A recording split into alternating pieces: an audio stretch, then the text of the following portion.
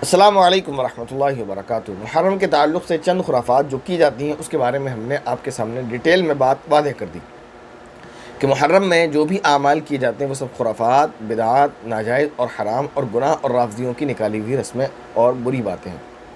अब एक अमल रह गया जो ख़ास तौर पर किया जाता है मुहर्रम की रातों में, और वो है खिचड़ा बनाने का अमल। तो क्या वो जायज़ है, नाजायज़ है? आइए इसी का आप किताब से जानते हैं और उसका तज्ज़िया करते हैं। इस किताब का नाम है जन्नती ज़ेवर। इसके मुसन्निफ़ हैं शेखुल हदीस अल्लामा अब्दुल मुस्तफ़ा आज़मी अलैहि रहमतुर रिज़वान। अच्छा, इन्होंने खिचड़े का उन्वान जो है किस अपने चैप्टर के तहत बांधा है वो देखें आप। इस किताब की फ़हरिस्त को देखकर ही अंदाज़ा हो जाता है कि खिचड़े की इस्लाम में क्या अहमियत है और खिचड़ा बनाना वगैरह इसकी हकीकत क्या है। तो इन्होंने चंद मुख्तलिफ जो है बाब बांधे हैं अपनी किताब में। फ़हरिस्त में ही एक बाब है इस्लामियात का बयान, यानी इस्लामी जो अमाल है उनका बयान उन्होंने लिखा है। तो उसमें इन्होंने जो चीज़ें लिखी हैं वो है मीलाद शरीफ, रजबी शरीफ, 11वीं शरीफ वगैरह वगैरह। तो इस पूरे चैप्टर में कहीं भी फ़हरिस्त में इसका ज़िक्र नहीं है मुहर्रम के खिचड़े बनाने का। तो इससे ये पता चला कि ये इस्लामियात का हिस्सा नहीं है। दूसरी बात, इन्होंने एक और चैप्टर बांधा है जो है इबादात। तो इबादात के चैप्टर में भी पूरे में कहीं नहीं रखा। इससे ये भी पता चलता है कि ये इबादात का हिस्सा नहीं है, जबकि ना ये इस्लामियात का हिस्सा है, ना कि इबादत का हिस्सा। फिर किसका हिस्सा? फिर देखें इन्होंने एक चैप्टर बांधा रसूमात, और रसूमात में देखें क्या क्या लिखा है। मुसलमानों की रस्मों का बयान, चंद बुरी रस्में, जहेज़ बहुत बुरी रस्म है, त्योहारों की रस्में बुरी बुरी रस्में, महीनों और दिनों की नहूसत। तो ये बुरी बुरी रस्में यहाँ जो लिखी हुई हैं इन्होंने रसूमात के चैप्टर में, वहीं इस रस्म को लिखा है मुहर्रम का खिचड़ा, सफ़ा नंबर 123 पर। तो देखते हैं सफ़ा नंबर 123 पर मुहर्रम के ताल्लुक़ से क्या लिखा है। लिखते हैं कि मुहर्रम का खिचड़ा, आशूरा के दिन खिचड़ा पकाना फ़र्द या वाजिब नहीं है। इतनी बात इन्होंने तस्लीम की कि फ़र्द या वाजिब नहीं है। अच्छा, फिर क्या है? कहते हैं लेकिन उसके हराम और नाजायज़ होने की भी कोई दलील शरई नहीं है। यह एक बात अच्छे से समझ लेना चाहिए कि कोई भी उस डिश को जिसको खिचड़ा कहते हैं हराम और नाजायज़ नहीं कहता। कोई भी उसको किसी भी दिन बनाने को नाजायज़ हराम नहीं कहता। आप जब चाहें जब बनाएं, जब चाहें जब खाएं, पूरे 12 महीने में जब चाहें उसको बना लें, जब चाहें उसको खा लें, कोई मना नहीं है। लेकिन यहाँ ये बात लिखी है कि ख़ास आशूरा के दिन खिचड़ा पकाना फ़र्द या वाजिब नहीं है। इतनी बात हज़रत ने भी तस्लीम की, इसके बाद फरमाते हैं लेकिन इसके हराम और नाजायज़ होने की भी कोई दलील शरई नहीं है।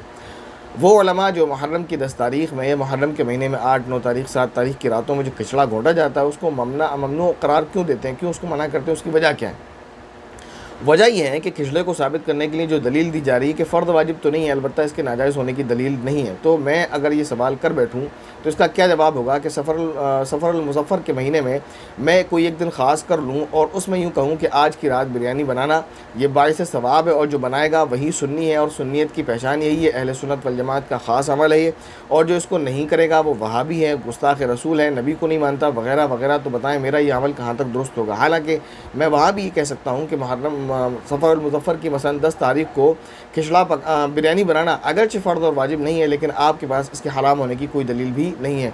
कोई बताए क्या सफ़रुल मुज़फ़्फ़र की अगर कोई 10 तारीख़ को बिरयानी बनाना चाहे, उसको तकसीम करना चाहे, गरीबों को खिलाना चाहे, उसका ईसाल सवाब करना चाहे, उन शुहदाए इस्लाम के नाम जो जिन्होंने इस्लाम के लिए अपनी जानों को कुर्बान किया, अपनी जानों की कुर्बानी पेश की, तो क्या है नाजायज़ अमल है? कोई है दलील किसी के पास?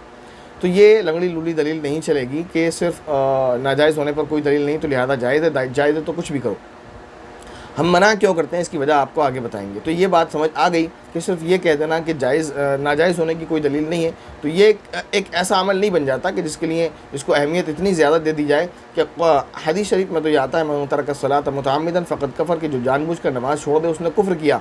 तो यहाँ खिचड़ा घोंटने में रातों की नमाज़ गायब हो रही है, सुबह फजर की नमाज़ गायब हो रही है। आप देख लें जिन गलियों में खिचड़ा घोंटा जा रहा होता है वहाँ मर्द खिचड़ा घोंट रहे होते हैं, फजर की नमाज़ हो रही होती है, उन्हें कोई परवाह नहीं होती। इसी तरह आप देख लें कि औरत को घर से बाहर निकलना, गैर महरमों के सामने आना नाजायज़ और हराम है, किसी भी सूरत में जायज़ नहीं है, लेकिन वहाँ खिचड़ा घोंटने वाली औरतें गली में बैठकर खिचड़ा घोंट रही होती हैं।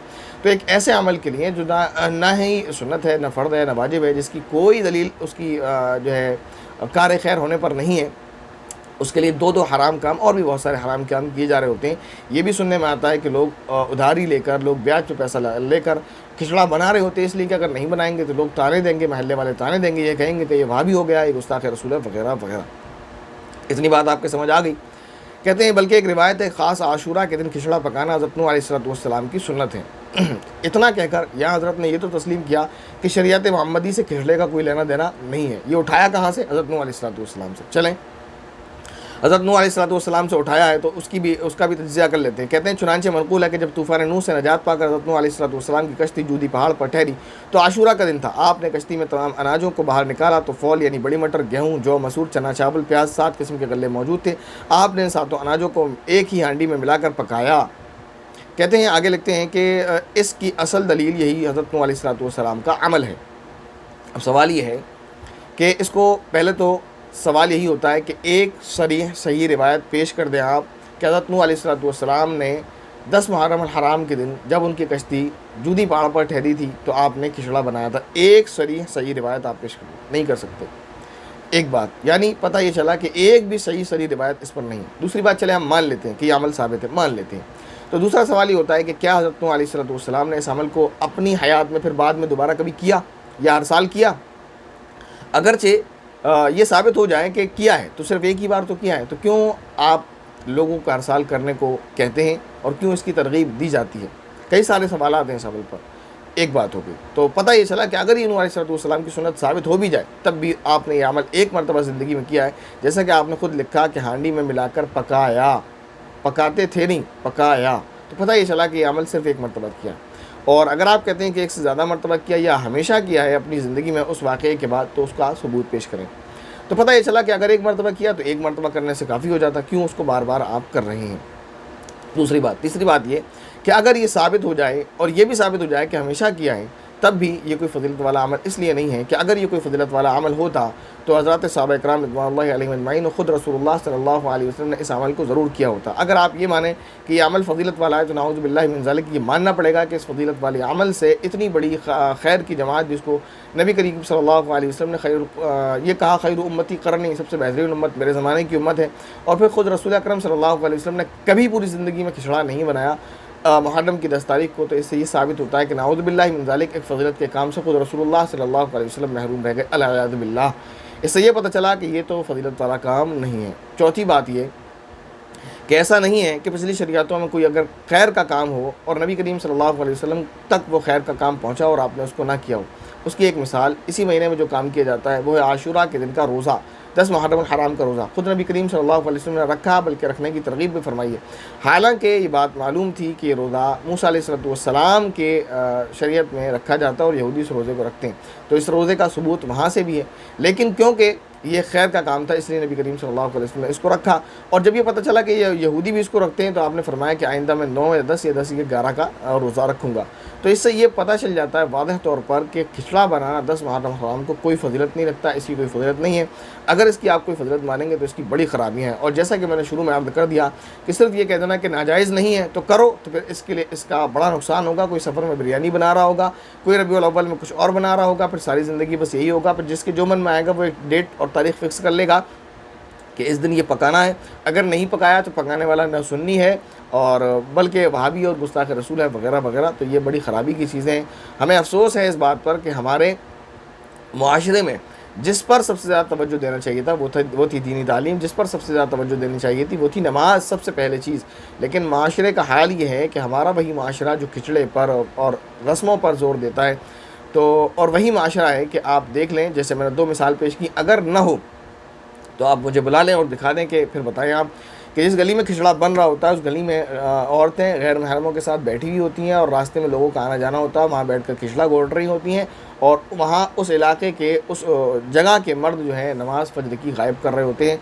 आज ही का मैं आपको ताज़ा वाक़या सुना रहा हूँ। यहाँ से घर से निकला तो रास्ते में जितनी जगह जो है खिचड़ा बनाया जा रहा था, सारे मर्द जहाँ थे वहीं उनको लौटते हुए भी पाया।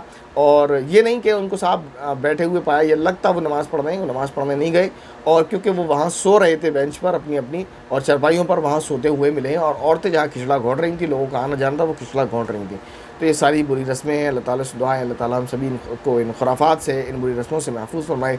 आमीन। अस्सलामु अलैकुम व रहमतुल्लाहि व बरकातुहू।